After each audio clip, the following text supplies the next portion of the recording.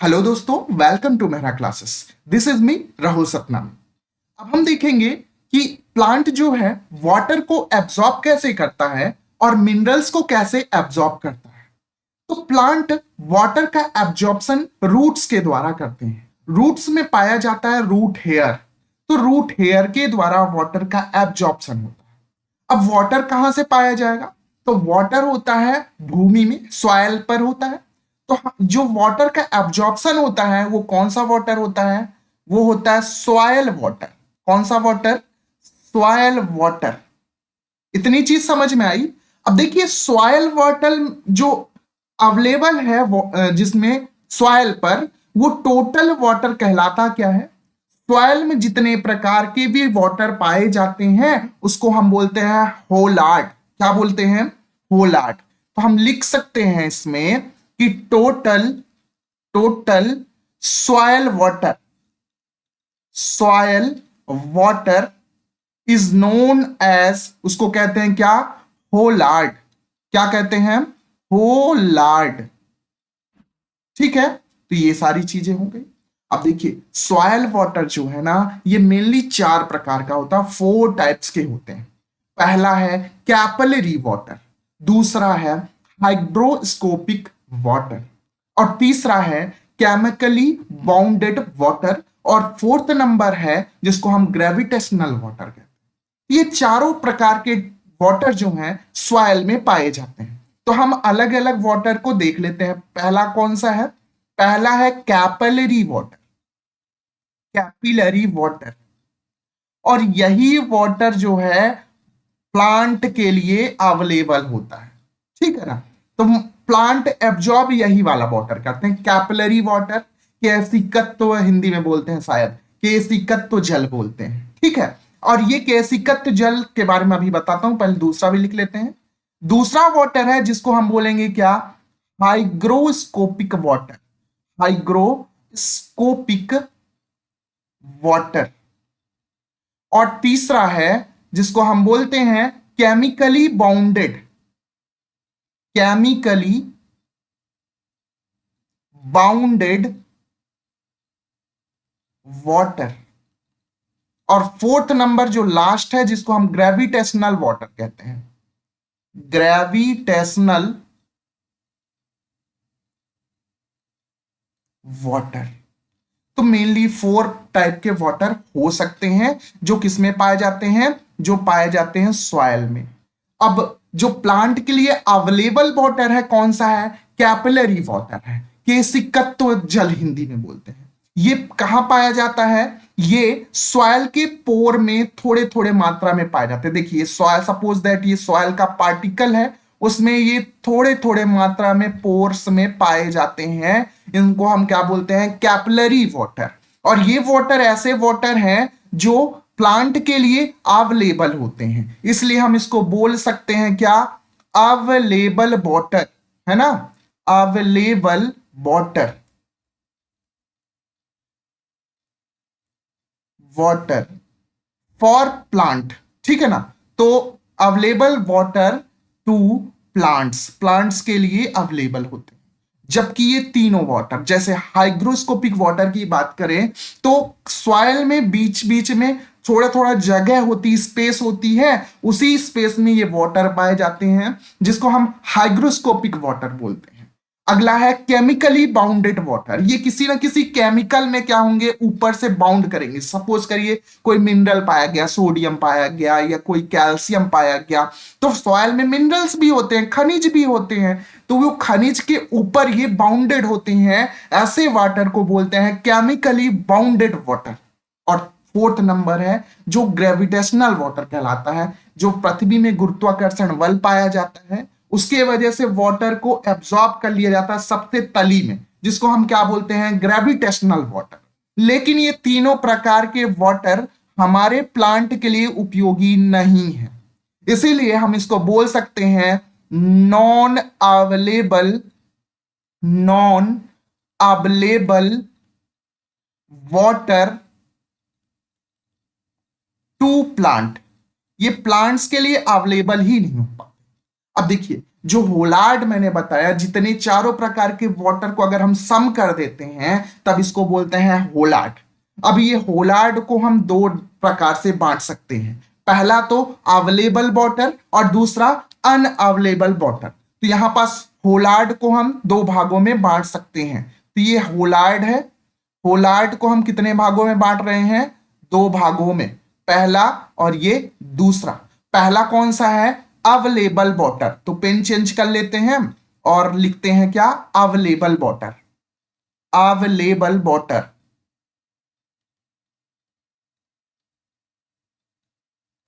जो प्लांट के लिए अवेलेबल हो।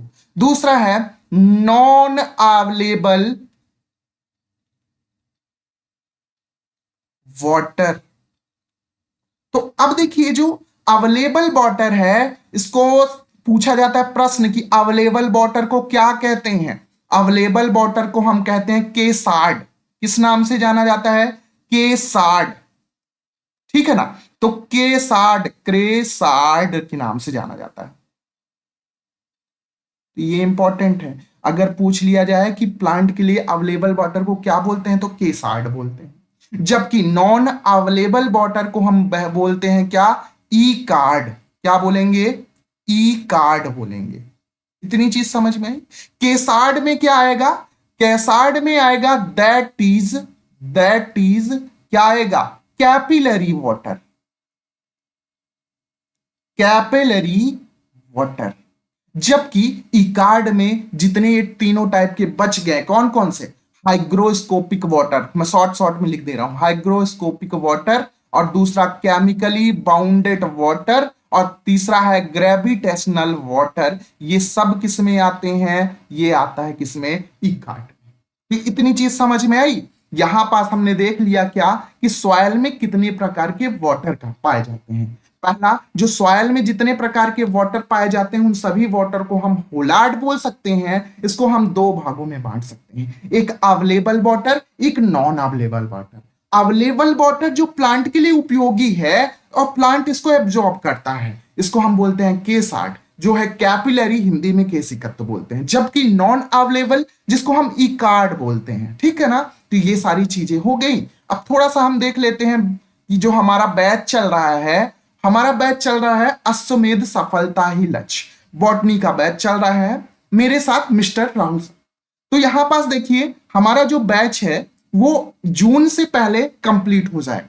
हमारी फर्स्ट यूनिट कंप्लीट हो गई है, सेकेंड यूनिट आधी हो चुकी है, हमारी प्लांट फिजियोलॉजी चल रही है, साइटोलॉजी कंप्लीट हो गई है। तो ये सारी यूनिट्स कंप्लीट हो गई है। हम जून से पहले अपना बैच कंप्लीट कर लेंगे, सिलेबस कंप्लीट कर लेंगे। अगर आपको असिस्टेंट प्रोफेसर या जून वाला जो एग्जाम है एमपीपीएससी असिस्टेंट प्रोफेसर, उसमें अगर अच्छा स्कोर करना है तो आप हमारे बैच से जुड़ सकते हैं। इसके लिए अगर ज्यादा इंफॉर्मेशन चाहिए तो आप गूगल प्ले स्टोर से डाउनलोड करिए मेहरा क्लासेस ऐप, और अगर यूट्यूब देख रहे हैं तो विजिट करिए YouTube channel Mehra classes official.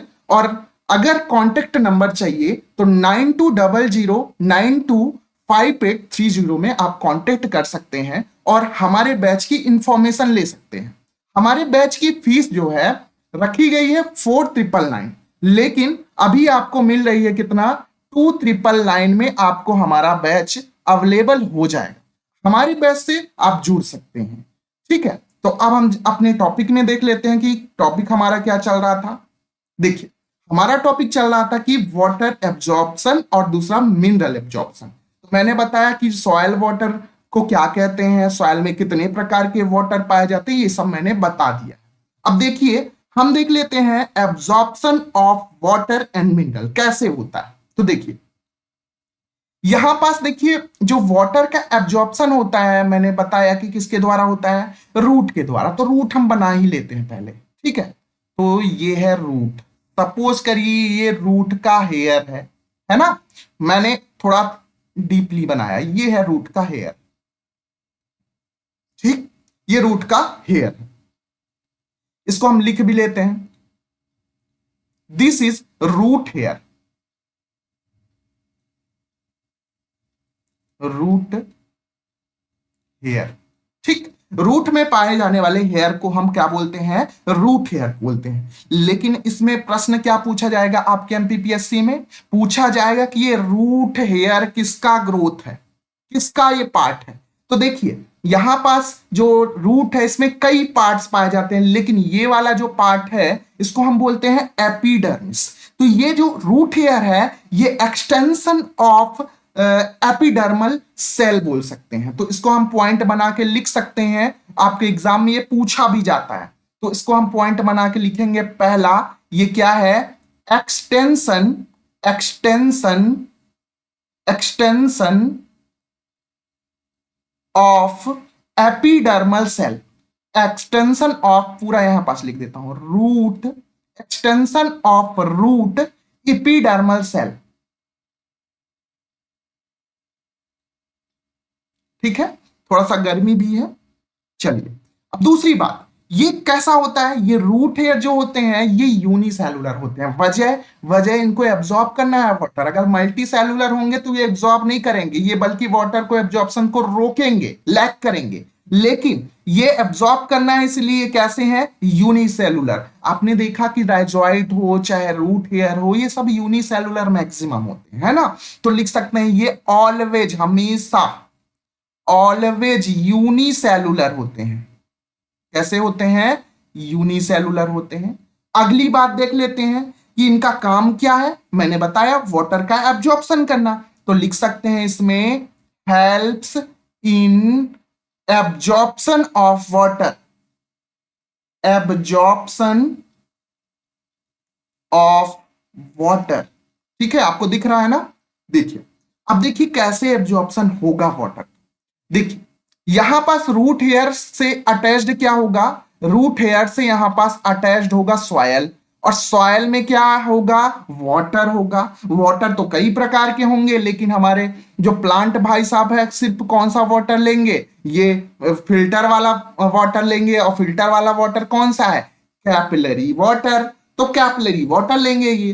ठीक है, तो अब देखिए कैपिलरी वाटर, यहां पास वाटर बताइए ज्यादा होगा कि कम होगा, वाटर सॉइल में ज्यादा होगा, किसकी तुलना में, रूट हेयर की तुलना में। इसका मतलब यहां वाटर का पोटेंशियल क्या होगा, यहां वाटर का पोटेंशियल क्या होगा, ज्यादा होगा। वाटर का पोटेंशियल यहां ज्यादा होगा, जबकि रूट हेयर की बात करें तो वाटर का पोटेंशियल क्या होगा, यहां कम। मतलब कंसंट्रेशन यहां ज्यादा और कंसंट्रेशन यहां कम, तो वाटर अपने आप इधर चला आएगा, किसमें, रूट हेयर में। जब कंसंट्रेशन ज्यादा हो और यहां पास कंसंट्रेशन कम हो, ज्यादा से कम कंसंट्रेशन की ओर मूवमेंट होना क्या कहलाता है, पैसिव ट्रांसपोर्ट कहलाता है ना, पैसिव ट्रांसपोर्ट जिसको बोलते हैं। लेकिन आपको पता है कि यहां सॉइल में एक चीज और होगी जिसका नाम है मिनरल। क्या नाम है, मिनरल। तो मिनरल का भी तो एब्जॉर्प्शन करना है, तो यहां पास तो मिनरल्स भी होंगे। लेकिन ये मिनरल्स जो होंगे ये रूट हेयर में लगातार मिनरल्स जा रहे हैं, एक कंटिन्यूअसली प्रोसेस है ना, लगातार मिनरल्स जा रहे हैं। तो बाहर की तुलना में मिनरल यहां पास ज्यादा होगा, कहां, रूट हेयर में।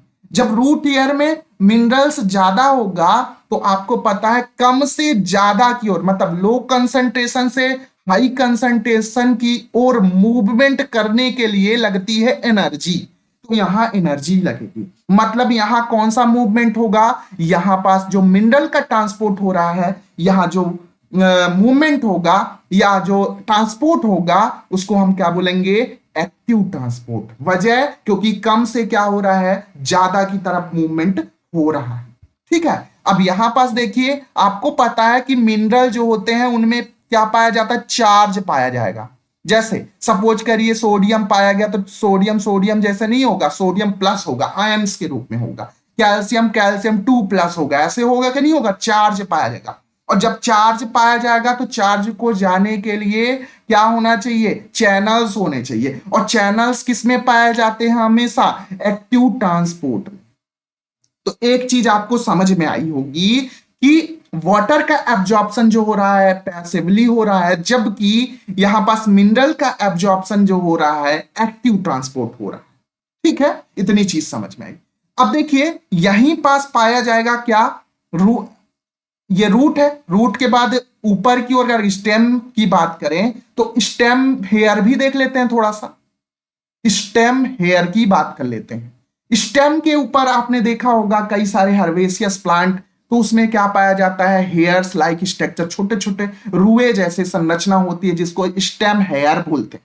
ठीक है, और उस स्टेम हेयर को हम बोल सकते हैं ट्राइकोम। क्या बोलेंगे, ट्राइकोम। और ये ट्राइकोम कैसा होता है, यूनिसेलुलर होगा कि मल्टी सेलुलर होगा, ये ट्राइकोम ऑलवेज कैसा होगा, मल्टी सेलुलर होगा। ट्राइकोम हमेशा कैसा होगा, मल्टी सेलुलर होगा। तो इसके बारे में पॉइंट बना के लिख सकते हैं कि always multi cellular, multi cellular होने वाला है। दूसरी बात, ये ट्राइकोम का मल्टी सेलुलर मैंने बताया, अगर यूनिसेलुलर होगा तो एब्जॉर्प्शन करेगा, जबकि मल्टी सेलुलर क्या करेगा, उसको रोक देगा, ट्रांसपायरेशन को, वाष्पोत्सर्जन की प्रक्रिया को रोक देना। किसका काम होगा, रूट सॉरी स्टेम हेयर का काम।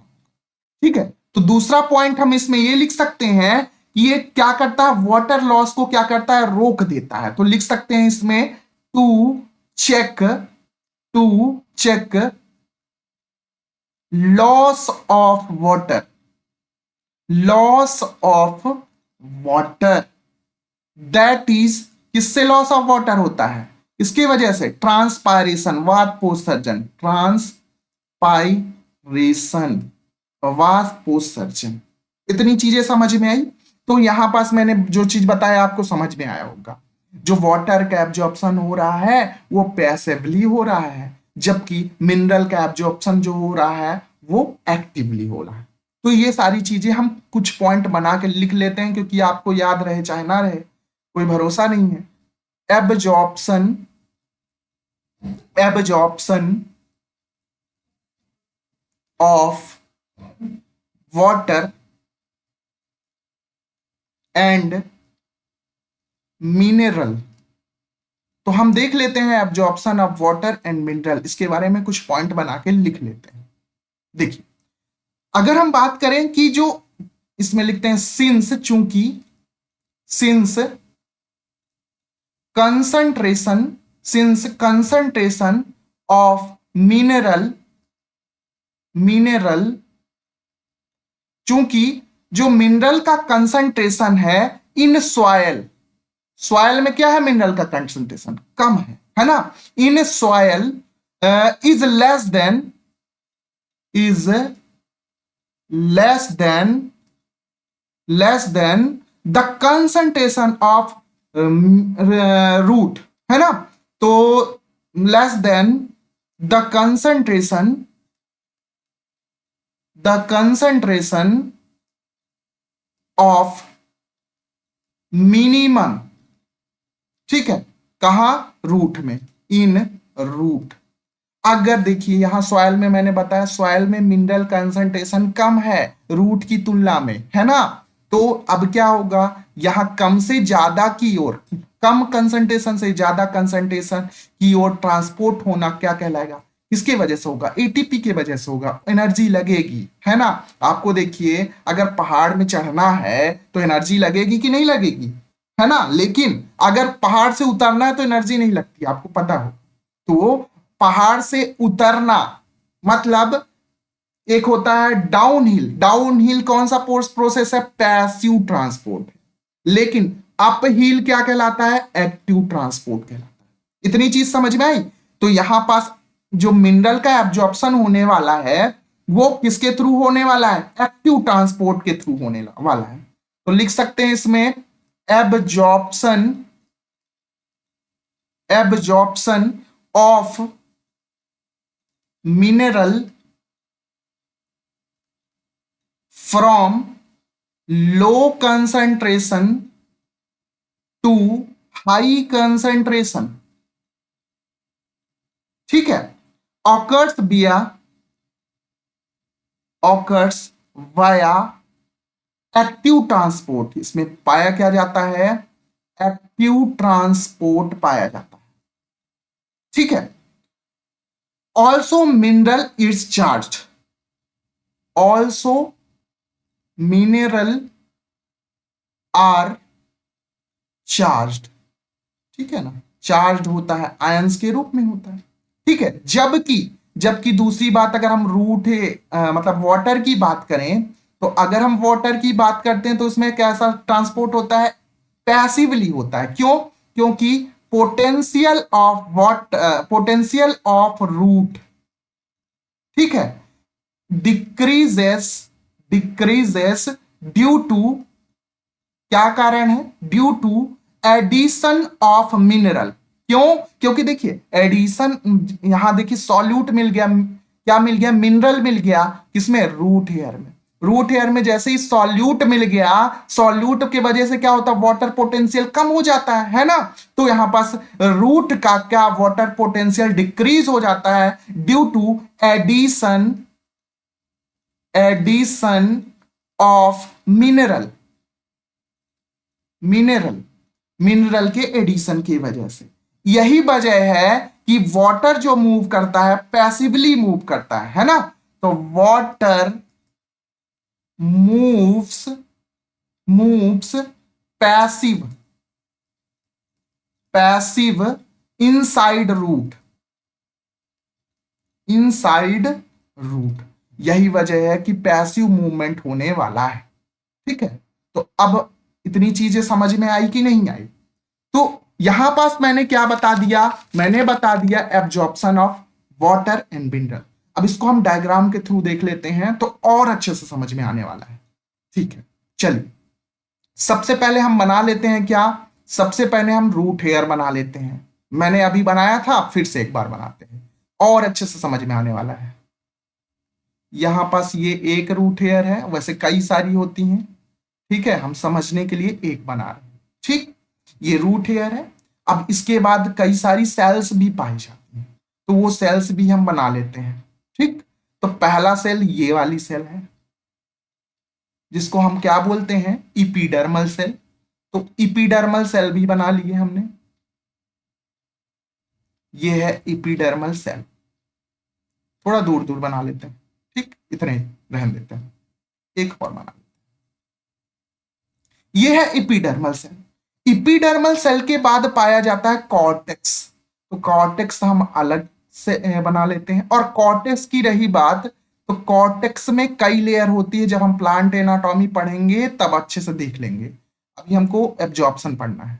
ये हो गया क्या, कॉर्टेक्स। और कॉर्टेक्स में कई सारी लेयर होती हैं, ये चीज होगी।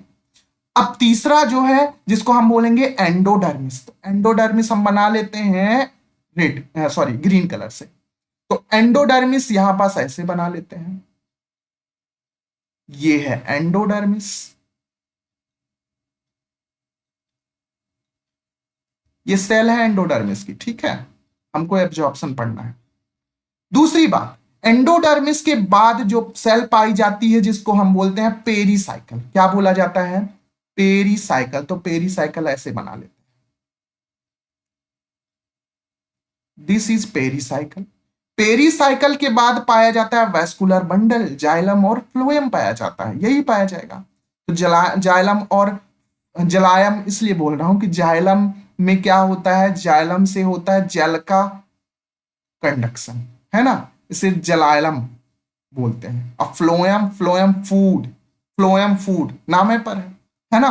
तो ये जो है ना, इसको हम बोल रहे हैं क्या, इसको बोल रहे हैं हम जाइलम और फ्लोएम। अब इसका नॉमेनक्लेचर भी कर लेते हैं। देखिए ये है जाइलम, बगल में फ्लोएम भी होता है, लेकिन हम जाइलम बड़ा भी देख रहे हैं क्योंकि हमको वाटर एब्जॉर्प्शन देखना है। फिर दूसरी बात, ये जो है ये होता है पेरीसाइकल, पेरीसाइकल है।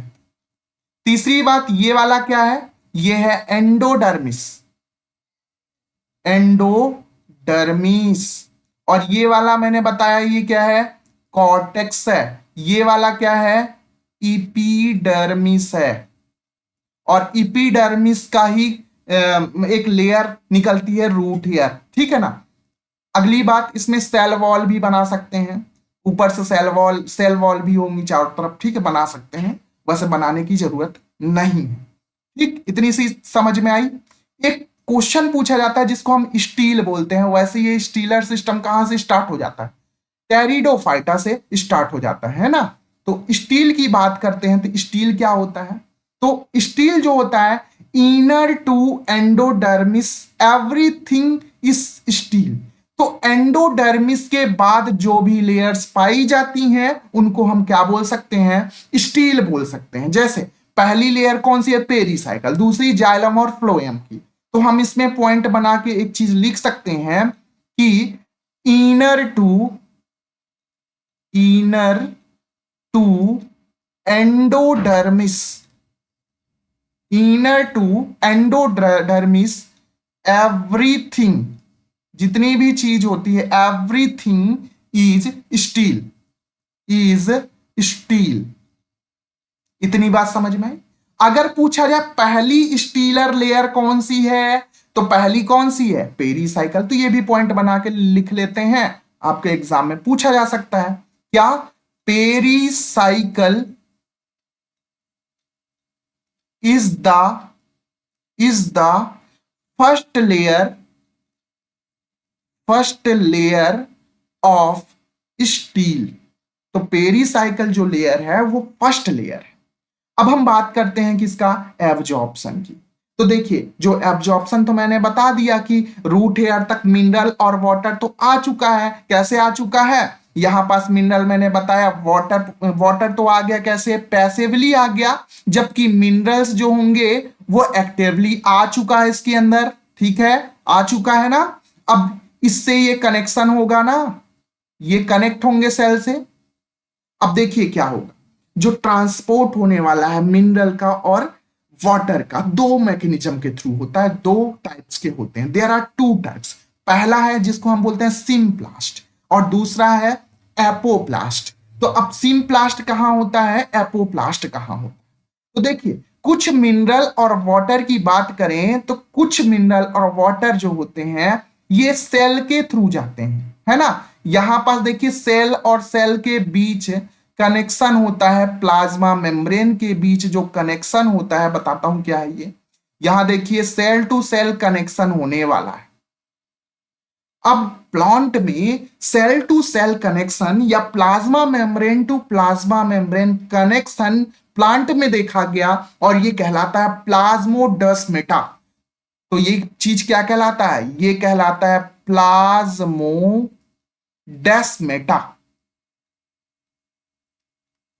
ठीक है, तो ये सारी चीजें।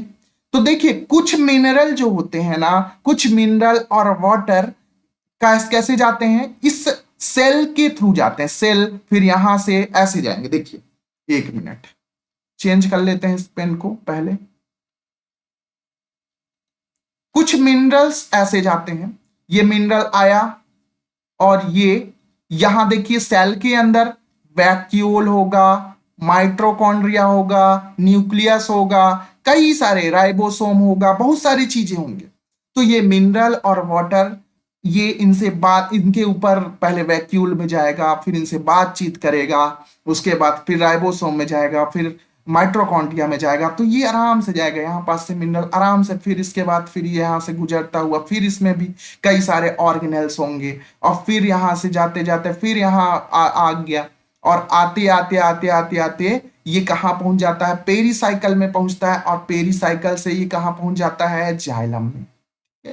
जाइलम में वाटर एब्जॉर्ब हो चुका है। अभी हम मिनरल की नहीं बात कर रहे हैं, हम वाटर की बात कर रहे हैं। ये है वाटर, मिनरल की बात हम बाद में करेंगे, पहले वाटर देख लेते हैं। तो वाटर का एब्जॉर्प्शन दो प्रकार का हो सकता है। पहला तो एक तो सेल टू सेल कनेक्शन के थ्रू। सेल टू सेल जब जो होता है तो ये आराम से होता है, बिल्कुल चल तो रहा है कंटिन्यूअसली, लगातार चलेगा, लेकिन आराम से होगा ये। ठीक है ना। तो जब आराम से होगा तो ये जो ट्रांसपोर्ट होगा वाटर की, उसको हम बोलेंगे सिनप्लास्ट। ठीक है, लेकिन कुछ वाटर क्या होता है, कुछ वाटर ऐसे मूवमेंट करेगा, बता रहा हूं कैसे, पेन चेंज कर लेते हैं। कुछ वाटर आएगा यहां से, ये वाटर H2O है, ये वाटर आया और ये कुछ वाटर का क्या होगा, इसके जो सेल वॉल है, जो सेल्स होंगी तो उनकी तो सेल वॉल होगी, तो सेल वॉल से होते हुए ऐसे, फिर ऐसे और यहां तक आ पाएगा। देखिए यहां जो एंडोडर्मिस है ना, तो इस एंडोडर्मिस में एक कनेक्शन होगा, जो यहां भी ऐसे कनेक्शन होने वाला है और ये कनेक्शन बहुत हार्ड होगा, वजह वैक्सीनुमा होगा। वजह बताऊं कैसे? क्योंकि इसमें सुबेरिन और लिग्निन का जमा होता है। और इसी चीज को हम कह सकते हैं क्या, इसी जो पॉइंट है ये स्ट्रिप है। और ये कौन सी स्ट्रिप है? इसको हम बोलते हैं कैस्पेरियन स्ट्रिप। सबसे इंपॉर्टेंट है, ये कौन सी स्ट्रिप है? इसको हम बोलते हैं कैस्पेरियन स्ट्रिप। ये कैसी होती है? इसी को कैस्पेरियन बैंड भी बोलते हैं, कई नामों से है। कैस्पेरियन बैंड भी बोला जाता है, ठीक है। और ये बनी किससे होती है? लिग्निन और सुबेरिन से बनी होती है ना। तो हम लिख सकते हैं इसमें कि ये बनी कैसे होती है, डायरेक्ट लिखते हैं वैक्सी होती है ये, है ना। वैक्सी होती है और सुबेरिन की बनी होती है, ठीक है ना, सुबेराइज्ड होती है, ठीक है। इसमें कोटिंग पाई जाती है सुबेराइड लिग्निन की, ठीक। जिसके वजह से इसमें वाटर का और मिनरल का के लिए सुबेरिन, मैंने बताया था मेम्ब्रेन बताई थी, जिसमें सेमी परमिएबल, परमिएबल, फिर उसके बाद नॉन परमिएबल, ये सब मेम्ब्रेन बताई थी। और एक सिलेक्टिव परमिएबल, 4 तरह की मेम्ब्रेन बताई थी, जिसमें से इम्परमिएबल बताए थे। तो ये उस वही है, इम्परमिएबल मेम्ब्रेन है। और ये इम्परमिएबल मेम्ब्रेन बनी किससे है? लिग्निन और सुबेरिन से, जिसके वजह से वैक्सिंग पाई जाएगी। और इसी को हम बोलेंगे कैस्पेरियन स्ट्रिप, या इसी को हम बोलेंगे कैस्पेरियन बैंड, जो वैक्सी होगी। और वैक्सी होने के वजह से ये इनकी जो मेम्ब्रेन है इम्परमिएबल होगी, मतलब कोई भी चीज हो, चाहे सॉल्यूट हो चाहे सॉल्वेंट हो, इनको ये पार करने ही नहीं देगी। तो ये लिख सकते हैं impermeable, impermeable to to water and mineral. ये वाटर और मिनरल के लिए कैसी है? इम्परमिएबल है, पहली बात। तो अब क्या होगा? पहला, अब एक बार और समझा देता हूं। पहली चीज, वाटर का पोटेंशियल यहां पास क्या होगा? वाटर का पोटेंशियल ज्यादा, जबकि यहां रूट एयर में वाटर का पोटेंशियल कम। तो यहां से यहां वाटर आ जाएगा। अब वाटर 2 रास्ते अपना सकता है। पहला तो होगा सेल टू सेल कनेक्शन के थ्रू। सेल टू सेल जब कनेक्शन से वाटर जाएगा तब इसको हम बोलेंगे सिनप्लास्ट। सेल से जब जाएगा तो इसमें कई सारे ऑर्गेनेल्स होंगे, और इससे ये क्या होगा? कभी वैक्यूल में जाएगा, कभी राइबोसोम में, कभी माइटोकॉन्ड्रिया में, कभी गोल्जी बॉडी में, कभी ऐसे ऐसे करके जाएगा। और ये जब ऐसे घूमते हुए जाएगा, सबसे मिलते हुए जाएगा, तो ये जो मूवमेंट होने वाली है इसको हम बोलते हैं सेल के अंदर साइक्लोसिस मूवमेंट। जो वाटर का मूवमेंट होने वाला है, कौन सा मूवमेंट होने वाला है? साइक्लोसिस मूवमेंट होने वाला है ना। या इसी को हम बोलते हैं, साइक्लोसिस मूवमेंट तो है ही है, इसी को हम साइटोप्लाज्मिक स्ट्रीमिंग भी कहते हैं। तो यहां पास देखिए एक मूवमेंट होता है ऐसे ऐसे, इसी को हम क्या बोलते हैं? साइक्लोसिस। साइक्लोसिस, या इसी को हम बोलते हैं साइटोप्लाज्मिक स्ट्रीमिंग कहते हैं। तो ये वाला जो वाटर है सेल टू सेल जो लिविंग वाला है, क्योंकि सेल लिविंग होती है, तो सेल टू सेल लिविंग वाला जो पार्ट है इसको हम सिनप्लास्ट बोलते हैं। और ये डायरेक्ट कहां पहुंच जाएगा वाटर? ये पहुंच जाएगा वाटर कहां? ये जाइलम की जो ये वेसल्स है यहां पहुंच जाएगा, ठीक है। लेकिन कुछ वाटर ऐसे होंगे जो दूसरा रास्ता अपनाएंगे। ये कहां से जाएंगे? ये यहां पास देखिए सेल के बीच जो स्पेस है इसको हम बोल सकते हैं इंट्रासेलुलर स्पेस। क्या बोलेंगे इसको? हम बोल सकते हैं इंट्रासेलुलर स्पेस। तो इंट्रासेलुलर स्पेस के थ्रू या सेल वॉल के थ्रू जब वाटर जाता है तब हम उसको बोलते हैं एपोप्लास्ट। क्या बोला जाता है? एपोप्लास्ट बोला जाता है। ये जो मेम्ब्रेन, ये 2 सेल के बीच का जो जगह है इसको क्या बोलेंगे? इंट्रा सेलुलर स्पेस बोलेंगे, ठीक। तो यहां पास ऐसे होगा, लेकिन ये पूरी तरह से नहीं जा पाएगा। वाटर यहां से तो आया, सेल मेम्ब्रेन से तो गया, और सेल मतलब इंटरसेलुलर स्पेस के बीच तो जा रहा है, लेकिन यहां पास आके रुक जाएगा। लेकिन इतना बात याद रखिए कि वाटर का ट्रांसपोर्ट लिविंग वाले से ज्यादा, मतलब सिनप्लास्ट से ज्यादा एपोप्लास्ट में होता है, क्योंकि ये जल्दी से जल्दी हो जाए कि यहाँ बातचीत हो रही है, फिर उसके बाद वाटर घूमते फिरते जा रहा है। लेकिन यहाँ डायरेक्ट वाटर प्लाज्मा मेम्ब्रेन में आया और डायरेक्ट ये चला जाता है, यहां तक तो पहुंच गया, कहां तक, एंडोडर्मिस तक। लेकिन एंडोडर्मिस में पाई जाती है क्या, कैस्पेरियन स्ट्रिप या कैस्पेरियन बैंड। इसमें सुबेरिन और लिग्निन के जमाव की वजह से यहां पास वाटर रुक चुका है ना। तो अब यहां वाटर जब रुक चुका है तो आगे ना कुछ प्रोसेस होगी, है ना। तो हम आगे ये भी समझेंगे। तो यहां पास वाटर का ट्रांसपोर्ट दो प्रकार का हो चुका है, पहला सिनप्लास्ट और दूसरा कौन सा है, एपोप्लास्ट। तो इतनी बातें आपको अच्छे से समझ में आई होगी, ठीक है। तो ये आपको समझ में आया। अब हम देख लेते हैं कुछ चीजें और, सिनप्लास्ट क्या है, एपोप्लास्ट क्या है, कुछ पॉइंट्स बना बना के लिख लेते हैं, ठीक है। देखते हैं, एक मिनट। तो मैंने बोला सिनप्लास्ट कहां पाया जाता है, सिनप्लास्ट जो है ये सेल टू सेल में पाया जाता है। दूसरा, एपोप्लास्ट कहां पाया जाता है, एपोप्लास्ट जो होता है फ्री स्पेस में पाया जाता है। तो अगला हम हेडिंग करेंगे क्या, सिनप्लास्ट और एपोप्लास्ट। पहला कौन सा है, सिनप्लास्ट, और दूसरा कौन सा है, एपोप्लास्ट। इसमें थोड़ा सा डिफरेंस देख लेते हैं, थोड़ा गर्मी ज्यादा है, ठीक है, गर्मी का माहौल है। सिनप्लास्ट देख लेंगे, एपोप्लास्ट देख लेंगे, इसके बारे में कुछ कुछ पॉइंट लिख लेते हैं, ठीक। पहली बात, ये कहां पाया जाता है, occurs, occur via cell to cell, ठीक है। लेकिन ये कहां पाया जाता है, ये पाया जाता है स्पेस में, ठीक है। तो स्पेस मतलब इंट्रासेलुलर स्पेस, वो वाला स्पेस ना समझिए। Occur via free space, free space में, ठीक है।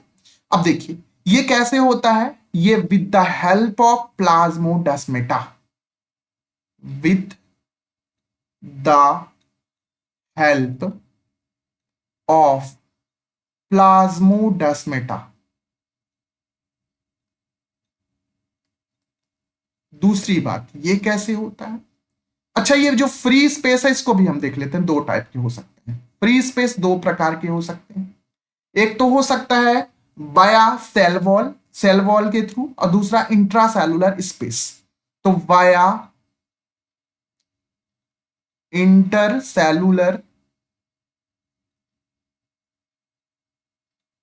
स्पेस, और दूसरा वाया सेल वॉल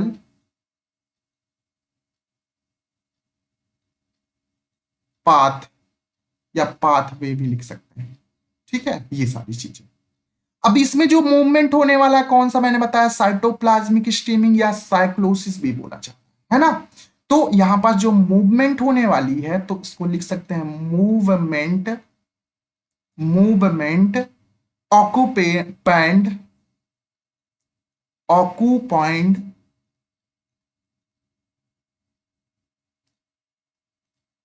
कौन सी मूवमेंट पाएगी, बाया साइक्लोसिस। इसी को हम क्या बोलते हैं, साइटोप्लाज्मिक स्ट्रीमिंग, और अथवा साइटोप्लाज्मिक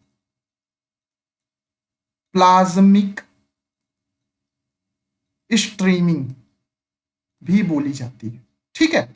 अगली बात देख लेते हैं, इसमें जो ट्रांसपोर्ट हो रहा है ये कैसे हो रहा है, एक्टिवली ट्रांसपोर्ट हो रहा है ना। जो सिनप्लास्ट का जो ट्रांसपोर्ट हो रहा है ये कैसा हो रहा है, एक्टिव ट्रांसपोर्ट हो रहा है। अगली बात देख लेते हैं, वहां लेकिन रूट हेयर तक कहा कैसा होगा, पैसिवली होगा, लेकिन रूट हेयर के बाद का जो पाथवे है वो कैसा है, एक्टिव ट्रांसपोर्ट के जरिए हो रहा है। ये प्रोसेस कैसी है, सेल टू सेल हो रही है, तो ये प्रोसेस है लीविंग सेल, है ना।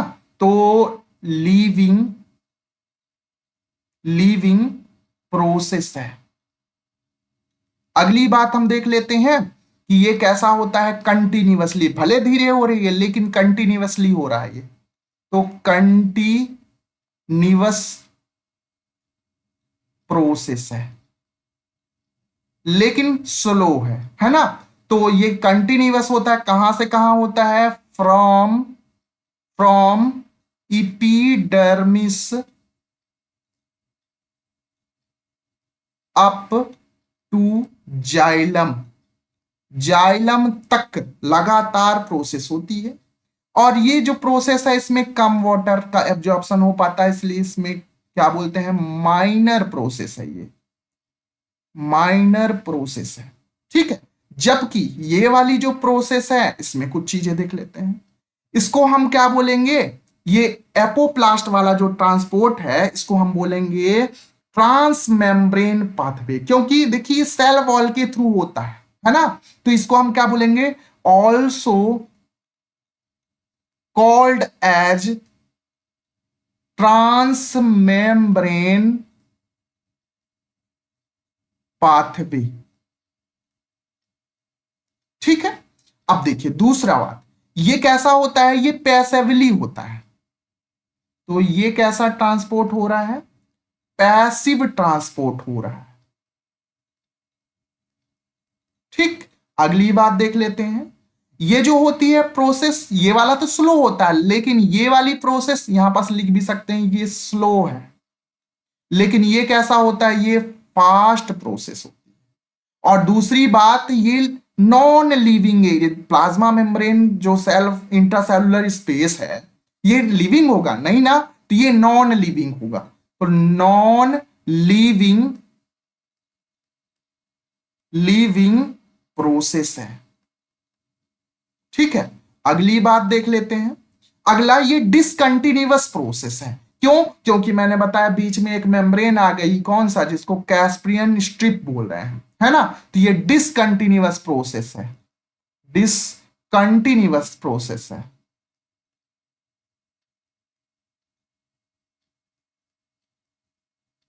ठीक है, अगला दैट इज क्यों डिस्कन ओनली ओनली अप टू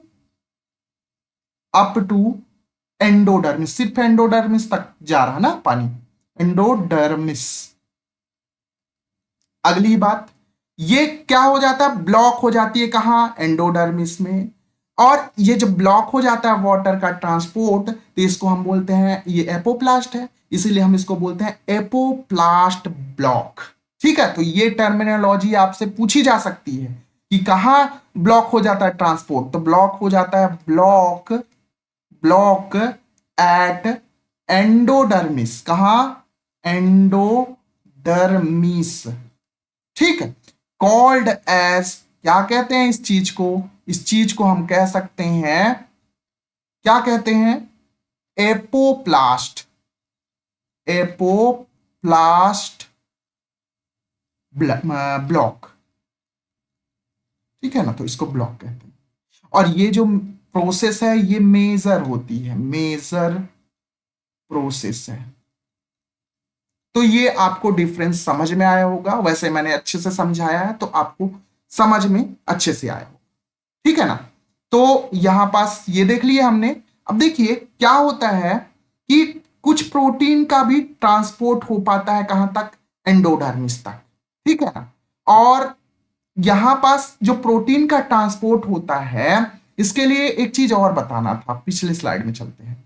जो प्रोटीन का ट्रांसपोर्ट होता है, एक गेट, जैसे गेट के थ्रू क्या होता है, कुछ चीजें जा पाती है, कुछ चीजें नहीं जा पाती। तो ये वाटर के साथ को कई सारे मिनरल्स भी होते हैं। तो मिनरल में जो होता है कई सारे, जैसे सोडियम हो गया, कई नाइट्रोजनी कंपाउंड हो गए। तो अगर सेल को नाइट्रोजनी कंपाउंड ज्यादा मिल गया तो सेल में टॉक्सिसिटी बढ़ जाएगी। तो ये चीज को रोकने के लिए कुछ चीजें यहां पास होती है एंडोडर्मिस की सेल में। ये एंडोडर्मिस सेल में एक गेट जैसे स्ट्रक्चर होता है, ऐसे प्लाज्मोडेस्माटा के अपर साइड में ऐसे, ये गेट जैसा स्ट्रक्चर जो है इसको हम बोलते हैं सेंट्रल पॉइंट। और ये सेंट्रल पॉइंट क्या करता है, एक्सेसिव चीज को रोक देता है और जो कम होता है उसको जाने देता है। तो ये प्रोटीनीसियस होता है ना, सेंट्रल पॉइंट कहलाता है। तो ये चीज मैंने बताना भूल गया था, ये सेंट्रल पॉइंट होता है। और ये किसको जाने जाता है, प्रोटीन, कुछ प्रोटीन को जाने देगा, कुछ को नहीं जाने देगा, ऐसे होगा।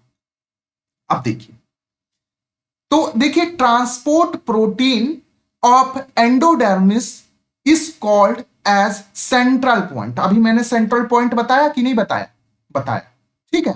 तो यहां पास हम नोट करके लिख लेते हैं, इस बात को भूल भी सकते हैं, ठीक। Transport transport protein protein of endodermis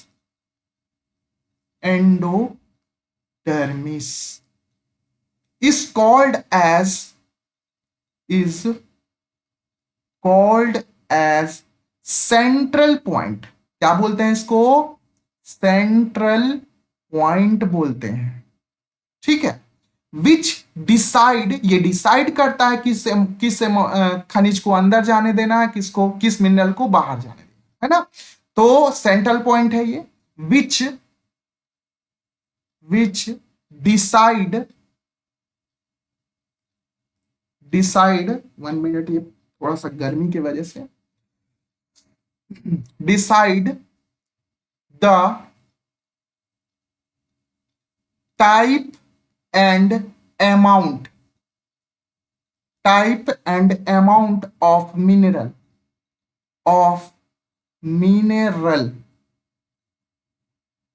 reach to xylem. कहां तक, रीच टू जाइलम। तो जाइलम तक कौन सा मिनरल जाना है, कौन सा मिनरल नहीं जाना, ये डिसाइड कौन करता है, ये सेंट्रल पॉइंट डिसाइड करता है। अब हम कुछ बात देख लेते हैं। जाइलम तक वाटर पहुंच चुका है 2 मार्ग से, पहला तो सिनप्लास्ट था, दूसरा कौन सा था, एपोप। तो ये दोनों मार्ग समझ में आए होंगे। अब हम जाइलम की बात कर लेते हैं कि जाइलम में कौन कौन से पार्ट हो। तो इसे प्लांट एनाटॉमी में हम सब पढ़ेंगे, लेकिन कुछ चीजें जान लेते हैं कि जाइलम जो होता है ना, ये जाइलम जो होता है वेस्कुलर बंडल का एक पार्ट है ना। तो ये क्या है, वेस्कुलर बंडल का एक पार्ट है। और जाइलम की शुरुआत या स्टील की शुरुआत कहां हो चुकी थी ऑरिजिन इसकी टेरिडोफाइटा में, है ना। इसीलिए टेरिडोफाइट फर्स्ट टेरिस्ट्रियल होते हैं। टेरिस्ट्रियल मतलब पहली बार भूमि में आए थे ये, है ना। फर्स्ट टेरिस्ट्रियल प्लांट कौन से हैं, टेरिडोफाइटा। इसी को हम बोलते हैं सरीसृप, रेप्टाइल्स ऑफ प्लांट किंगडम, ठीक है ना। और इसमें देखिए जाइलम जो है ना, इसके मैक्सिमम पार्ट जो होते हैं वुडी होते हैं। वुडी मतलब लकड़ी जैसे। तो ये इसका मैक्सिमम पार्ट डेड होता है। एक सेल होती है जो लिविंग होती है, वो भी पैरेन्काइमा। तो हम ये भी बताएंगे कि जाइलम में टोटल कितने पार्ट होते हैं, 4 पार्ट होते हैं। पहला है जिसको हम बोलेंगे, 1 मिनट इसका पेन चेंज कर लेते हैं। पहला है जिसको हम बोलेंगे जाइलम ट्रैकीड्स, जाइलम ट्रैकीड्स। पहला है जाइलम ट्रैकीड्स, दूसरा है जाइलम वेसल्स, ठीक है। तीसरा है जाइलम फाइबर्स, और चौथा है जाइलम पैरेन्काइमा।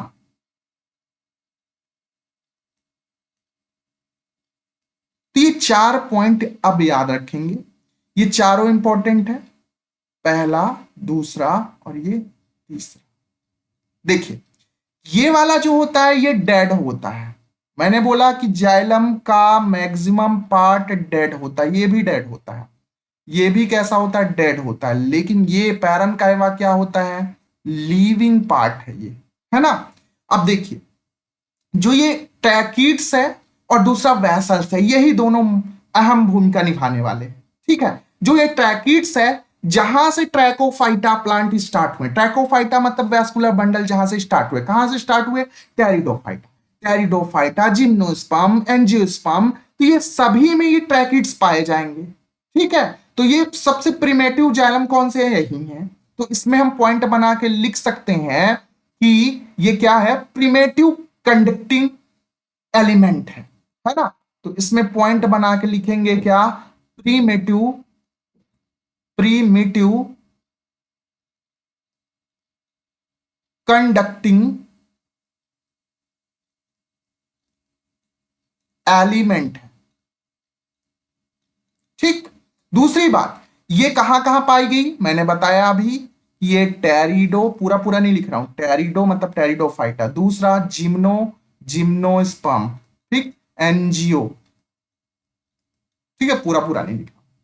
दूसरी बात, ये जो जाइलम वेसल्स है, ये कैरेक्टरिस्टिक फीचर है किसका, एंजियोस्पर्म। ये मेनली किस में पाई जाती है, एंजियोस्पर्म में। तो लिख सकते हैं इसमें characteristic feature of NGO, angiosperm का, एंजियोस्पर्म पूरा लिख लेते हैं। ठीक। अब ये दोनों जो है जाइलम ट्रैकिड्स और जाइलम वेसल्स, ये दोनों आपस में मिलने वाले हैं और मिलके क्या बना देंगे, ये बनाएंगे कंडक्टिंग पार्ट। मेन जो कंडक्टिंग पार्ट है यही दोनों मिलके बनाते हैं। ठीक है। और ये कंडक्टिंग पार्ट जो है, कंडक्टिंग पार्ट, ये कंडक्टिंग पार्ट किसका है, जाइलम का। और ये जाइलम के कंडक्टिंग पार्ट को पूछा जाता है एग्जाम में, क्या बोलते हैं, तो क्या बोलते हैं इसको, हेड रोम। क्या बोलते हैं, हेड रोम बोला जाता है। जबकि अगर फ्लोएम का कंडक्टिंग पार्ट पूछा जाए तो उसको हम बोलते हैं लेक्टोम, है ना, वो हम जब फ्लोएम पढ़ेंगे तब देखेंगे। तो ये सारी चीजें हैं। तो ये जो है ना हेडरोम जिसको बोल रहे हैं, ये जो है ये ट्रैकरी एलिमेंट है। क्या है, ट्रैकरी एलिमेंट है, ट्रैकरी एलिमेंट है। दूसरा बात, इसी चीज को हम क्या बोल सकते हैं, जाइलरी, जाइलरी एलिमेंट भी बोल सकते हैं। ठीक है। तो ये सारी चीजें हो गई। ठीक है, एक मिनट, पसीने की वजह से थोड़ा सा हम्म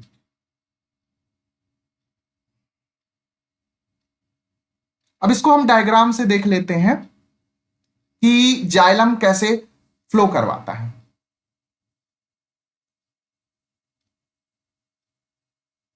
या नहीं तो अगले क्लास में हम देख लेते हैं, ठीक है, क्योंकि अभी थोड़ी सी गर्मी ज्यादा हो गई है, तो अगले क्लास में देख लेते हैं कि जाइलम कैसे फ्लो करवाता है। वैसे मुझे बता तो अभी देना चाहिए, लेकिन देख लेते हैं क्या। चलिए देखिए, ये जाइलम का पार्ट है, मैं जाइलम बस को बना रहा हूं। ठीक है, ये मान लेते हैं ट्यूब लाइक स्ट्रक्चर जो है जाइलम, ये रूट का पार्ट हम बना लेते हैं, ये है रूट का पार्ट। ठीक। और यहां पास से हम एक ठो बना लेते हैं क्या, लीफ।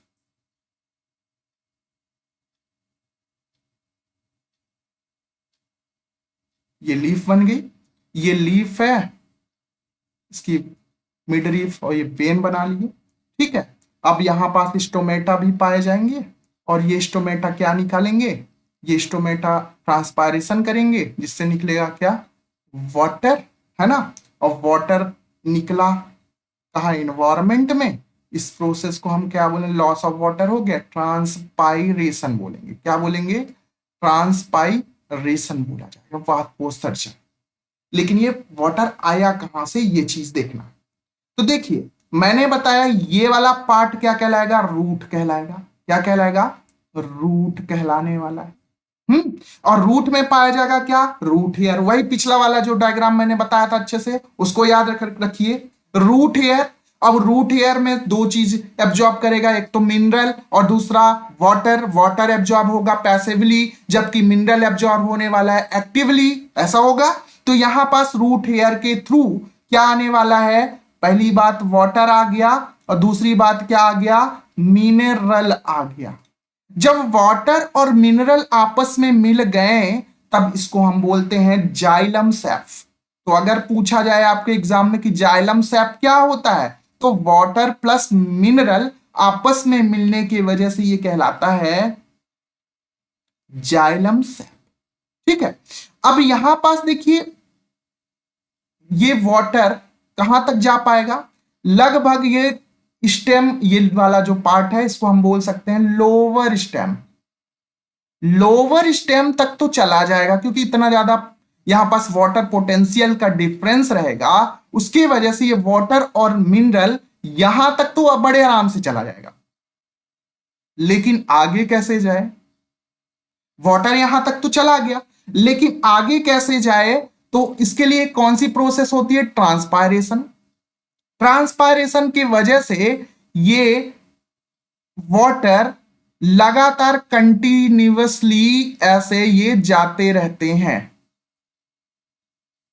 और ये वाटर कहां इन्वायरमेंट छोड़ दिया जाता है।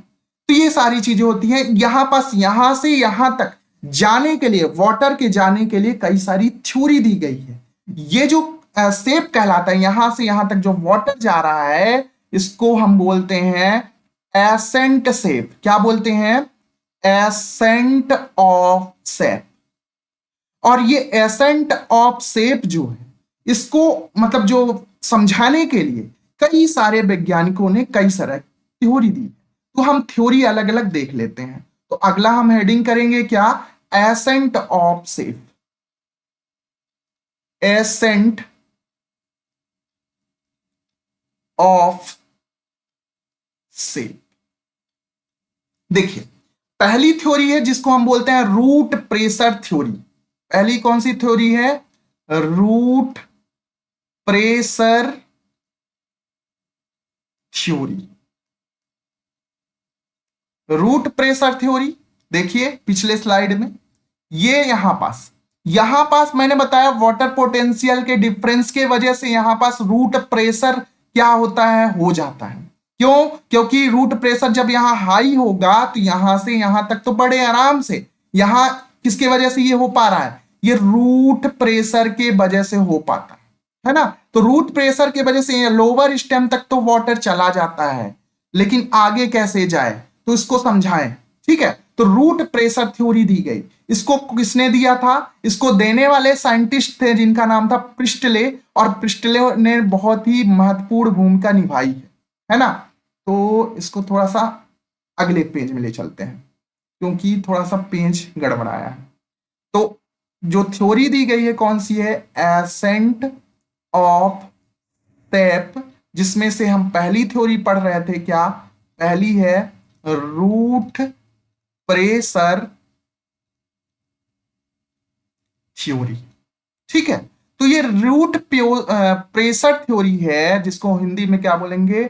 दाब सिद्धांत जो है, किसने दिया था? तो प्रपोज्ड बाय प्रिस्टले। और प्रिस्टले का योगदान तो आप जानते हैं, बेलजार प्रयोग आपको याद आ रहा है फोटोसिंथेसिस में। प्रिस्टले को बोला जाता है कि इन्होंने डिस्कवरी की थी ऑक्सीजन की। ऑक्सीजन की डिस्कवरी भी इन्होंने ही की थी। ठीक है, तो इन्होंने क्या बताया कि जो जाइलम में पानी ऊपर की ओर चढ़ रहा है, ये किसके वजह से चढ़ रहा है? ये चढ़ रहा है रूट प्रेशर के वजह से। ठीक है ना, ये रूट प्रेशर के वजह से हो रहा है। मतलब ये प्रेशर है रूट के अंदर, और ये वाटर और मिनरल को एब्सॉर्ब करवा रहा है ना। तो लिख सकते हैं इसमें pressure pressure inside inside root due to water and mineral, water and mineral. कौन सा प्रेशर होगा यहाँ? Osmotic pressure. ठीक है, वैसे मैंने ये सब चीज जो प्लांट वाटर रिलेशनशिप है मैंने अच्छे से बताया, तो आपको अच्छे से समझ में आ रहा होगा। ठीक है, अब देख लेते हैं हम कौन सा है। दूसरा है जो ये रूट प्रेशर है, इसको मेजर इन्होंने किया प्रिस्टले ने। ठीक है, प्रिस्टले ने नहीं किया, sorry, Stephen Hales. Root pressure को मेजर करने के लिए एक चीज पाई जाती है, एक इंस्ट्रूमेंट होता है जिसको हम मैनोमीटर कहते हैं। तो वजह से हम ब्लड प्रेशर को नापने के लिए स्फैग्नोमैनोमीटर का यूज करते हैं, देखे होंगे। तो वैसे ही प्रेशर, रूट प्रेशर को मेजर करने के लिए क्या पाया जाता है? मैनोमीटर। इसकी डिस्कवरी की थी स्टीफन हेल्स ने। तो ये पॉइंट भी बना के लिख सकते हैं। आपसे पूछा जा सकता है कि रूट प्रेशर किससे नापते हैं? तो root pressure pressure measured measured by manometer. Manometer. और मैनोमीटर की डिस्कवरी कौन किया? ये स्टीफन हेल्स। और स्टीफन हेल्स भी बहुत इंपॉर्टेंट साइंटिस्ट है। वजह क्योंकि प्लांट फिजियोलॉजी के फादर हैं ये। पादप कार्य की हिंदी में बोलते हैं, पादप कार्य की के ये फादर हैं, है ना। तो इसी वजह से ये इंपॉर्टेंट है, यहीं पास लिख लेते हैं, father of plant physiology. Plant physiology के फादर हैं। ठीक। अब देखिए, according to Priestley, root pressure is responsible for ascent of sap. जो एसेंट ऑफ सेप बन रहा है, पिस्टले के अकॉर्डिंग क्या है? रूट प्रेशर रिस्पॉन्सिबल है ना। अब इसके बारे में भी हम कुछ चीजें लिख लेते हैं। अकॉर्डिंग को शॉर्ट में लिख रहा हूं ACC. According to Priestley, according to Priestley, root pressure is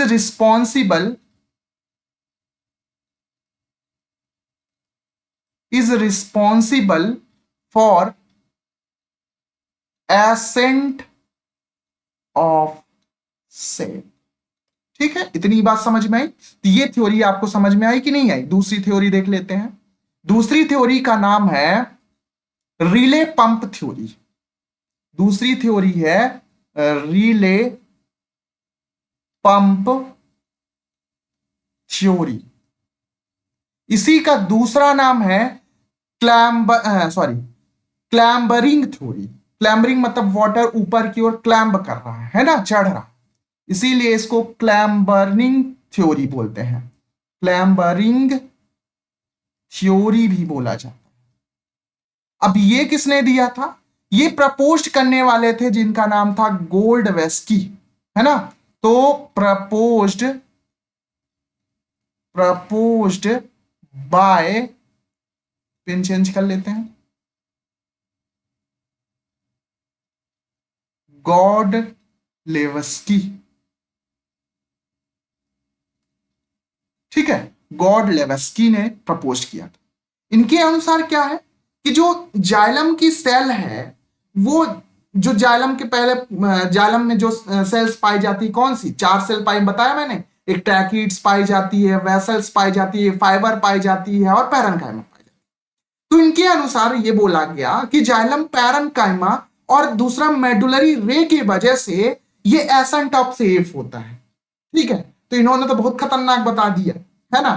तो हर कोई साइंटिस्ट सही नहीं बताता, ठीक है ना, लेकिन हम थ्योरी तो पढ़ेंगे ही। तो अब देखिए आगे इसमें क्या इन्होंने बताया कि सेल्स ऑफ जाइलम पैरेन्काइमा,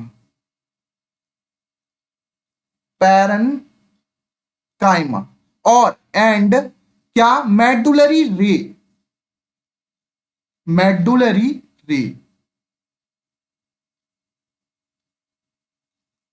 ये दोनों रिस्पॉन्सिबल है, are responsible, are responsible for ascent of safe.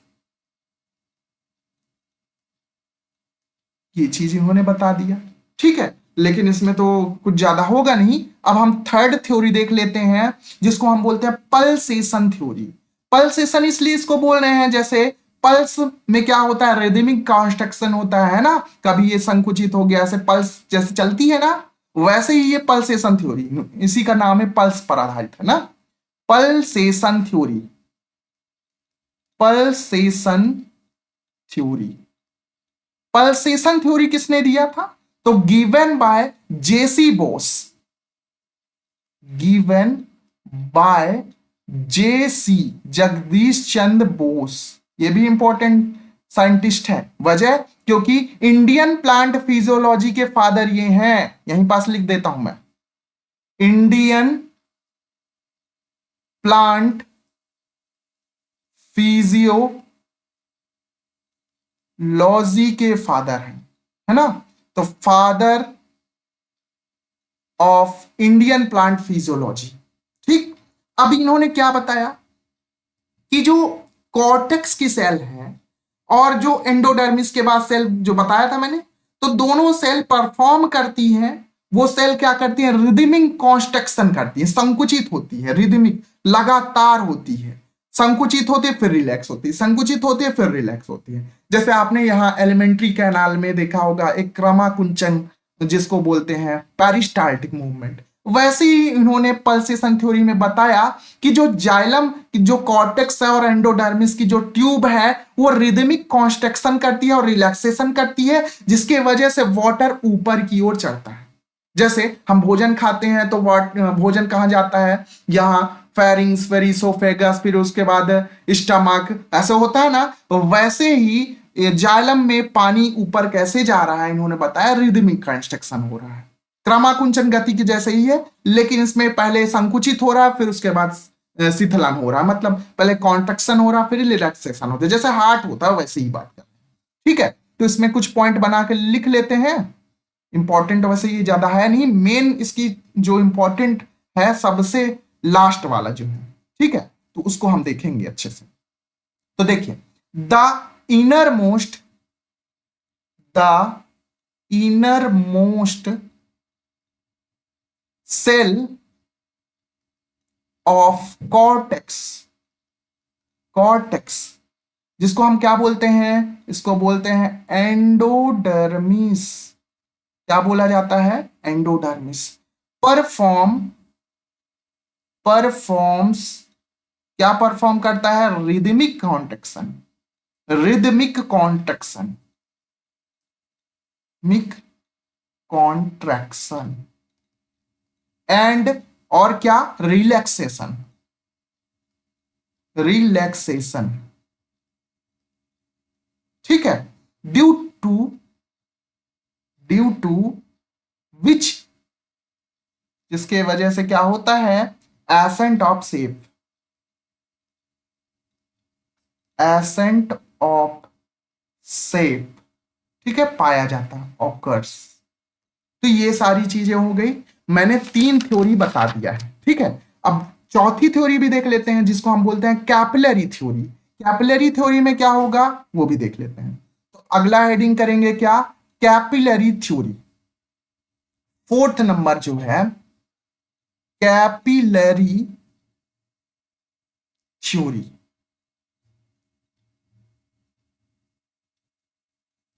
Capillary theory किसने दिया था, तो इसको बोहेम नामक साइंटिस्ट ने दिया था। तो गिवन बाय बोहेम, बोहेम नामक साइंटिस्ट ने दिया था। इन्होंने बताया कि जो एसेंट ऑफ सेफ है वो कैपिलरी एक्शन के थ्रू होता है, केशिकत्व एक्शन के थ्रू होता है। तो ये छोटा सा पॉइंट इन्होंने दिया था, उसको हम लिख भी लेते हैं। ठीक है, जो एसेंट ऑफ सेफ है वो पाया जाता है, occurs, occurs due to, due to capillary action, capillary action. तो ये पाया जाता है कैपिलरी एक्शन के थ्रू। अब लास्ट वाला है और सबसे इंपॉर्टेंट है।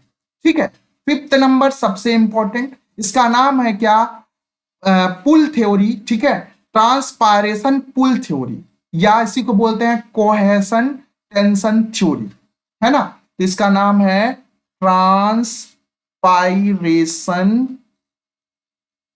पुल थ्योरी, या इसी का दूसरा भी नाम है क्या, कोहेशन, कोहेशन टेंशन थ्योरी। सबसे इंपॉर्टेंट थ्योरी यही है, इसके बारे में हम पहले जान लेते हैं। देखिए, सबसे एक्सेप्टेड थ्योरी यही है, तो इसके बारे में हम लिख लेते हैं कि मोस्ट एक्सेप्टेबल, एक्सेप्टेड थ्योरी। दूसरी बात, इसको दिया किसने था? इसी को हम जॉली और डिक्सन का सिद्धांत भी बोलते हैं, 12th में फेमस टॉपिक हुआ करता था, है ना। तो इसी को हम क्या बोलते हैं? प्रपोज्ड किसने दिया? Proposed by Dixon and Joly. Dixon and Joly सबसे इंपॉर्टेंट थ्योरी है ये।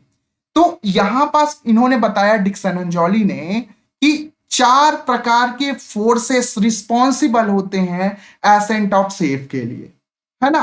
कौन कौन से? एक को बोलते हैं ससंजन बल, एक को बोलते हैं आसंजन बल, हिंदी में पहले बता रहा हूं, फिर दूसरा सरफेस टेंशन, फिर उसके बाद कैपिलरी एक्शन, इंग्लिश में बोलता हूं कोहेजन, फिर उसके बाद अडहेशन, फिर उसके बाद सरफेस टेंशन, और चौथा है कैपिलरी एक्शन। तो ये चारों चीजें एसेंट ऑफ शेप के लिए क्या होता है? उत्तरदायी होता है। तो लिख सकते हैं according to this theory, according to this, यह थ्योरी 4 फोर्सेस, 4 प्रकार के फोर्सेस हैं इसमें, 4 फोर्सेस आर रिस्पॉन्सिबल, 4 प्रकार के प्रोसेस रिस्पॉन्सिबल होते हैं फॉर एसेंट ऑफ शेप। ठीक है, तो पहला कौन सा है? पहला है कोहेजन। कोहेजन की स्पेलिंग सही है, हाँ, ये एस है ना, कोहेजन। दूसरा है आढेशन, आढेशन। तीसरा है जिसको सरफेस टेंशन बोलते हैं, सरफेस टेंशन। और 4th नंबर है जिसको हम बोलते हैं कैपिलरी एक्शन। ठीक है, तो ये 4 प्रकार के फोर्स इसमें क्या होते हैं? इंपॉर्टेंट रोल अदा करते हैं। ठीक है, तो अब हम थोड़ा थोड़ा चीजें जान लेते हैं, क्योंकि हिंदी मीडियम वाले परेशान हो जाते हैं। हिंदी से मतलब इंग्लिश से मत परेशान हुआ करिए हिंदी मीडियम वाले। वजह, क्योंकि मैं दोनों मीडियम लेके चल रहा हूं, मैक्सिमम हिंदी ही पूरा मैं समझा रहा हूं। तो वैसे साइंस की जो टर्मिनोलॉजी होती है वो तो इंग्लिश ही होती है, इंग्लिश में समझना ज्यादा आसान होता है, याद भी रखना ज्यादा आसान होता है। अब देखते हैं कोहेजन क्या होता है। तो कोहेजन मतलब ससंजन बल, एडेशन मतलब क्या होता है? आसंजन बल, सरफेस टेंशन मतलब पृष्ठ तनाव हिंदी में बोल सकते हैं, कैपिलरी एक्शन केशिकत्व एक्शन बोलते हैं। ठीक है, तो मैं पूरा पूरा हिंदी लेके चल रहा हूं। अब देखिए कोहेजन किसको बोलते हैं, सबसे पहले कोहेजन टर्मिनोलॉजी जान लेते हैं।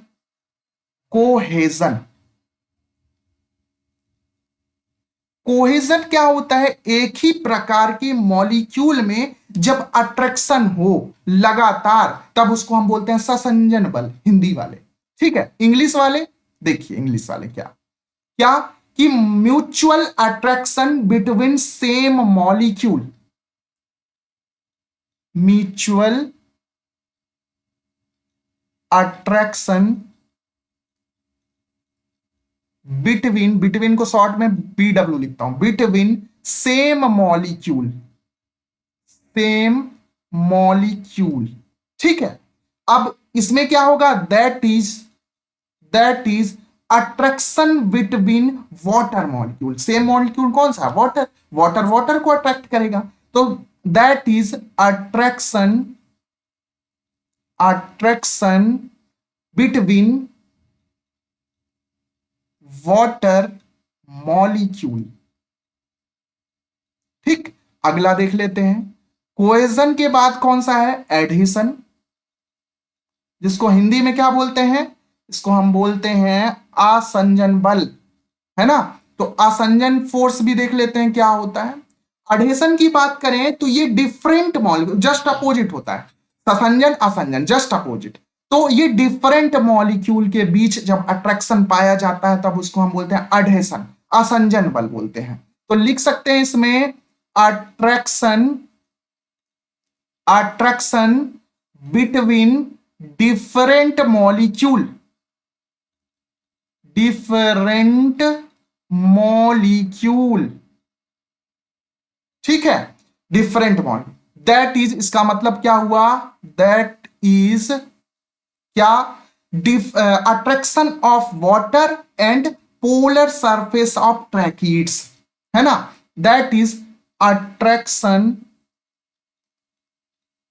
Of water and polar surface of tracheids, जो जालम की ट्रैकिड्स होती है ना, उनके बीच अट्रैक्शन, वाटर और ट्रैकिड्स के बीच। ठीक है, अगला है सरफेस टेंशन। तो अगला देख लेते हैं सरफेस टेंशन, यहीं पास लिख लेते हैं सरफेस टेंशन। और अगला भी लिख लेते हैं यहीं पास, अगला है कैपिलरी एक्शन। तो अब इसके बारे में जान लेते हैं क्या होता है। सबसे पहले सरफेस टेंशन की बात करें तो attraction of water molecule in liquid phase is more then in gaseous phase. तो जो लिक्विड फेज होती है, क्योंकि वाटर है तो लिक्विड फेज होगी, तो लिक्विड फेज गैसियस फेज के, देखिए जब आप वाटर में आप कभी कोई पिन मतलब छोड़ते होंगे तो पिन जो होती है डूबती नहीं है, वजह क्या होता है इसका, सरफेस टेंशन। तो सरफेस टेंशन की वजह से कभी कभी आप एक एक्सपेरिमेंट बचपन में करते आ रहे होंगे कि वाटर ग्लास में लिए, उसके ऊपर एक गीला कपड़ा रख लिया, उसके बाद उसको उल्टा भी कर देते हैं तो वो वाटर नीचे नहीं गिरता, वजह क्या था, सरफेस टेंशन। तो सरफेस टेंशन क्या होता है, वाटर में पाया जाता है ना, तो गैस में बहुत कम होता है ना। तो अब देखिए इसमें क्या लिख सकते हैं, attraction attraction of water molecule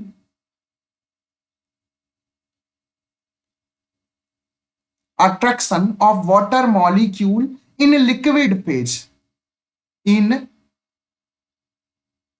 liquid phase, ठीक है, is more than ज्यादा होता है in gaseous phase,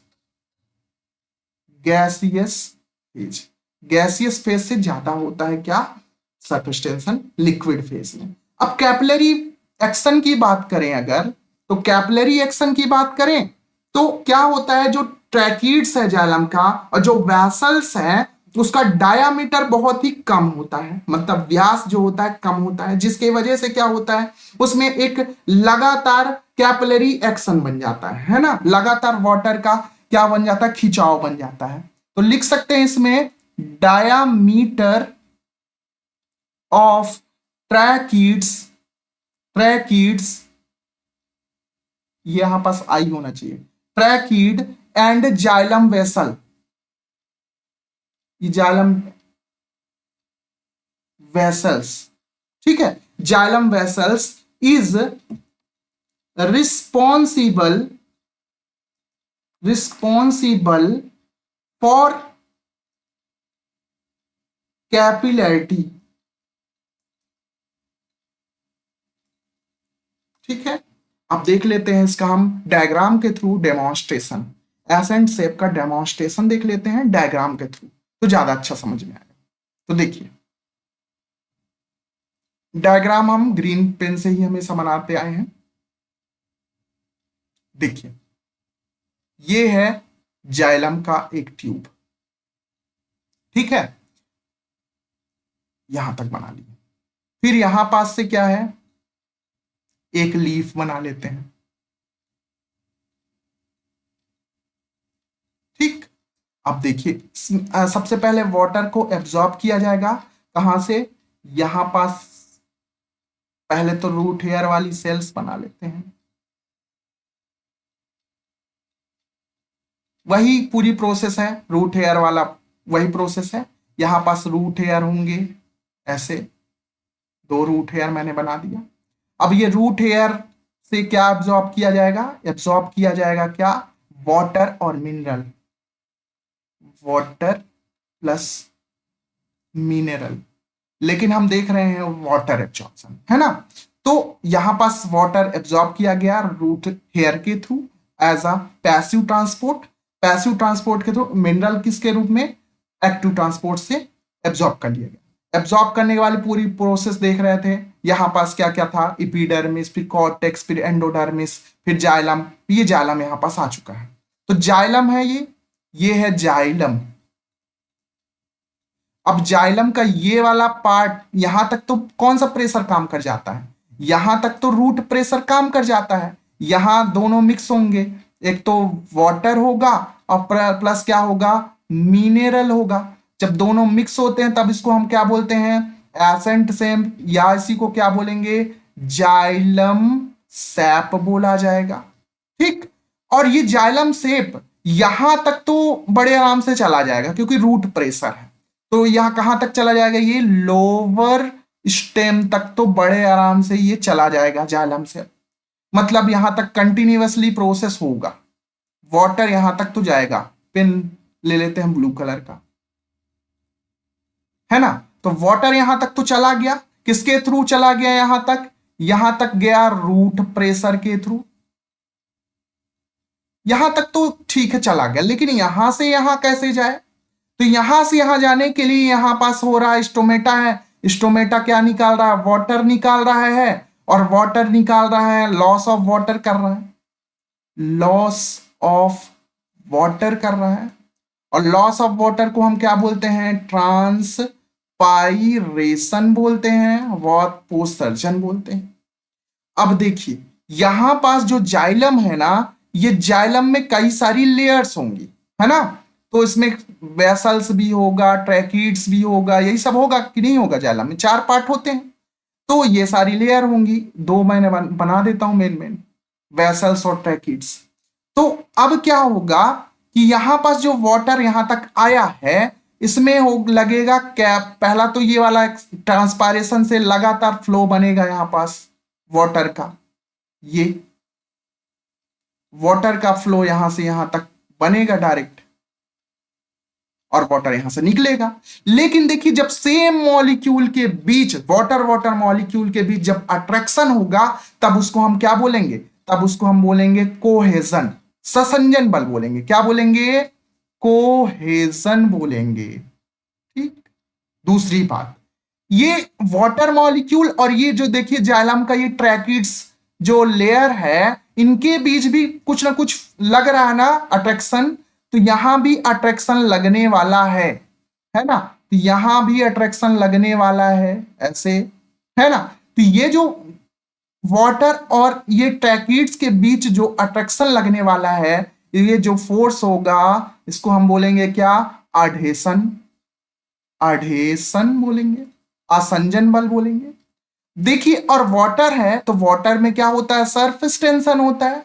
तो यहां पास एक चीज और लग गया, सरफेस टेंशन, सरफेस टेंशन भी लग गया।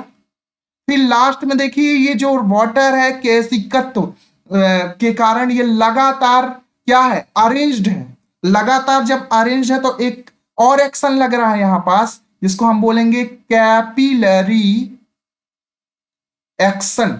क्या बोलेंगे, कैपिलरी एक्शन बोलेंगे। तो जॉली और डिक्सन ने ये 4 तरह के अट्रैक्शन बताए, और सबसे ज्यादा मान्य थ्योरी इन्हीं की ही थी। तो यहां पास आपको समझ में आ रहा कि यहां से यहां तक वाटर कैसे गया, ये 4 तरह के फोर्सेस के वजह से यहां से यहां तक वाटर गया, और फिर आगे का काम तो ट्रांसपायरेशन कर लेता है ना। तो यहां से क्या हो गया, ट्रांसपायरेशन से जो एसेंट ऑफ शेप है वो क्या हो जाएगा, बाहर निकल जाएगा। तो अब हम एसेंट ऑफ शेप की बात करते हैं अगले पेज में। अगला देखिए क्या है, एसेंट ऑफ शेप।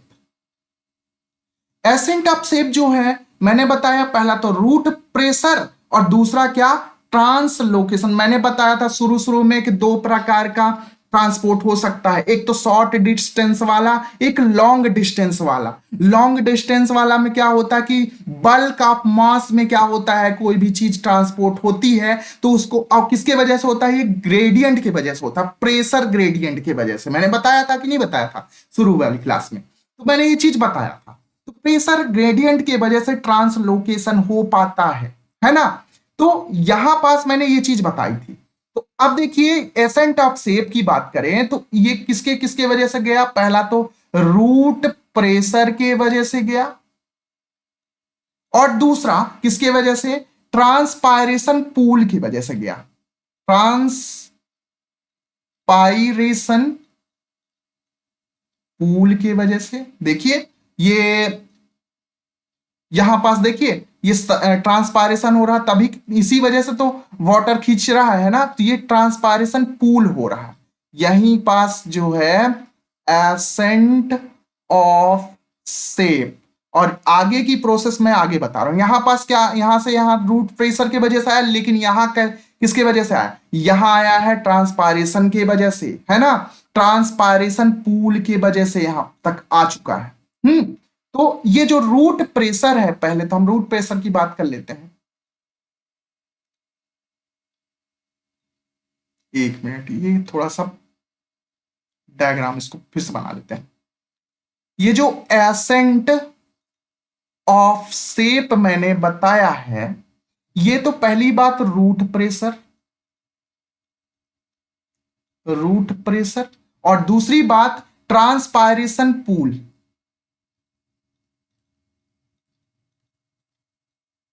पूल की वजह से। तो ये दो टाइप का हो सकता है, मैंने ये चीज बताया।